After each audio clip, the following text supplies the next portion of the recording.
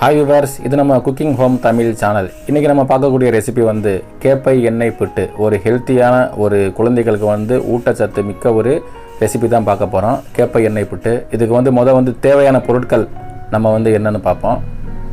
கேப்பை மாவு வந்து ஒரு 3 கப்பு, ஜீனி வந்து 50 கிராம், நாட்டு சர்க்கரை வந்து 250 கிராம், தேங்காய் துருவல் வந்து 1 கப்பு, நல்லெண்ணெய் வந்து தேவையான அளவு, எந்த அளவுக்கு தேவையோ நம்ம அதில் வந்து ஆட் பண்ணி தான் சாப்பிட போகிறோம். அதுக்கு வந்து தேவையான அளவு எடுத்துக்கிடுவோம். இப்போ இந்த கேப்பை எண்ணெய் புட்டு எப்படி செய்கிறதுன்னு இப்போ நம்ம பார்ப்போம். வந்து கேப்பை மாவு வந்து ஒரு 3 கப்பு எடுத்துக்கிறணும். உங்களுக்கு வந்து எந்த அளவு தேவையோ, உங்களுக்கு வீட்டில் நீங்கள் எத்தனை நபர் இருக்கீங்களோ அந்த அளவுக்கு வந்து ஒரு கப்பில் நீங்கள் செலக்ட் பண்ணி இந்த மாதிரி வந்து ஒரு 3 கப்பு நான் எடுத்திருக்கேன். உங்களுக்கு எந்த அளவுக்கு தேவைப்படுமோ அந்த மாதிரி நீங்கள் வந்து ஒரு 3 கப்போ 2 கப்போ உங்கள் நபர்கள் எண்ணிக்கை பொறுத்து நீங்கள் எடுத்துக்கிறங்க. அதோட வந்து ஜீனி வந்து ஒரு 50 கிராம், ஜீனி ரொம்ப வேணாம்.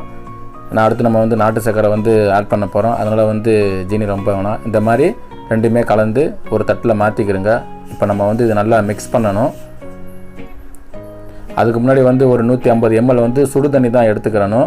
அதாவது பச்சை தண்ணி ஊற்றக்கூடாது, சுடு தண்ணி தான் நம்ம வந்து இந்த மாதிரி தெளித்து தான் நம்ம பிசையணும். ஏன்னா இந்த கேப்பை மாவு வந்து ரொம்ப ஹார்டாக இருக்கும். நம்ம சுடு தண்ணி ஊற்றி இந்த மாதிரி நம்ம பிசைகிறப்போ சாஃப்டாக வரும்.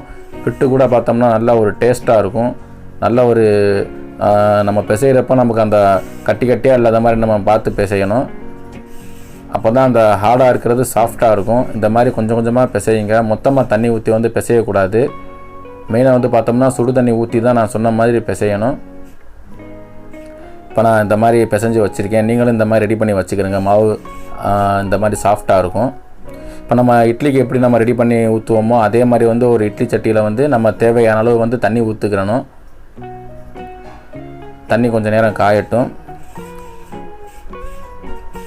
அடுத்து வந்து இட்லி தட்டில் வந்து ஒரு துணியை போட்டு ஒரு கைப்பிடி அளவு வந்து நம்ம இட்லி மாவு ஊற்றுற இடத்துல ஒரு கைப்பிடி அளவு வந்து இந்த மாதிரி வந்து நம்ம அந்த குழியில் வந்து 4 பக்கமும் ரெடி பண்ணி வச்சுக்கிறோங்க. நம்ம மிக்ஸ் பண்ண மாவு வந்து இதில் நம்ம ரெடி பண்ணி வைக்கிறோம்.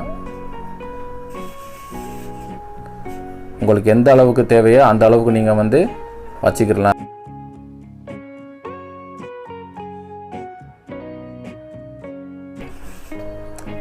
இந்த மாதிரி ரெடி பண்ணி வச்சுக்கிறேங்க. அதே மாதிரி இன்னொரு தட்டும் ரெடி பண்ணி நான் வச்சுருக்கேன். இப்போ இது வந்து மூடி போட்டு மூடிடலாம். ஒரு 1/4 மணி நேரம் கழித்து பார்த்தோம்னா புட்டு ரெடி ஆயிரும்.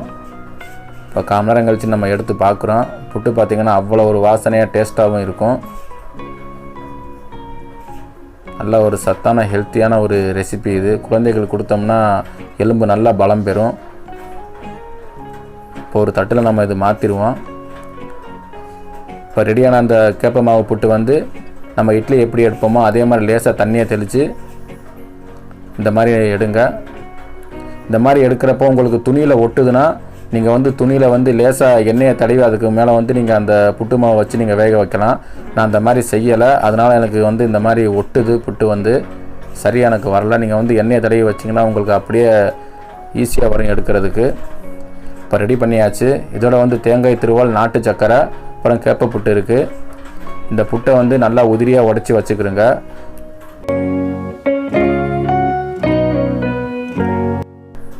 இந்த மாதிரி உதிரியாக உடச்சி வச்சுக்கிறோங்க. உங்களுக்கு எந்த அளவுக்கு தேவையோ நீங்கள் தேங்காய் துருவல் போட்டுக்கலாம். தேவையான அளவு வந்து தேங்காய் துருவல் போட்டுக்கிறோங்க, ஒரு ஆள் சாப்பிட்ற அளவுக்கு. அப்புறம் வந்து பார்த்தோம்னா நாட்டு சர்க்கரை உங்களுக்கு எந்த அளவுக்கு இனிப்பு தேவையோ அந்த அளவுக்கு போடுங்க. நம்ம ஏற்கனவே இதில் ஜீனி சேர்த்துருக்கோம் மாவு கலக்கிறப்போவே. இப்போ நம்ம இதோட வந்து நல்லா சுத்தமான செக்கில் ஆட்டின நல்லெண்ணெய் வந்து 1 ஸ்பூன் நம்ம ஊற்றுறோம். இதை அப்படியே சாப்பிட்டோம்னா அவ்வளோ டேஸ்ட்டாக இருக்கும். இடுப்பு வலி உள்ளவங்களுக்கு நல்ல ஒரு மருந்தாகவும் பயன்படும் இந்த கேப்பை மாவு புட்டு, இந்த கேப்பை எண்ணெய் புட்டு அவ்வளோ ஒரு டேஸ்ட்டாக இருக்கும். இது குழந்தைகளுக்கு வந்து கொடுக்கலாம், எலும்பு பலம் பெறும். பெரியவங்க வந்து சாப்பிட்லாம், இடுப்பு வலி வந்து சரியாகும். ஒரு மருத்துவ குணம் வாய்ந்த ஒரு கேப்பை எண்ணெய் புட்டு நீங்களும் வீட்டில் செஞ்சு சாப்பிடுங்க. இன்றைக்கி நம்ம ரெசிபிகளை வந்து நம்ம பார்த்தது, நம்ம குக்கிங் ஹோம் தமிழ் சேனல் ரெசிபிகளை பார்த்தது வந்து கேப்பை எண்ணெய் புட்டு எப்படி செய்கிறதுன்னு பார்ப்போம். இந்த வீடியோ பிடிச்சிருக்குன்னு நினைக்கிறேன். இந்த வீடியோ பிடிச்சிருந்தால் லைக் பண்ணுங்கள், ஷேர் பண்ணுங்கள், சப்ஸ்கிரைப் பண்ணுங்கள், கமெண்ட்ஸ் பண்ணுங்கள். மீண்டும் ஒரு நல்ல ஒரு அருமையான ஒரு ரெசிபியில் சந்திப்போம். நன்றி, வணக்கம்.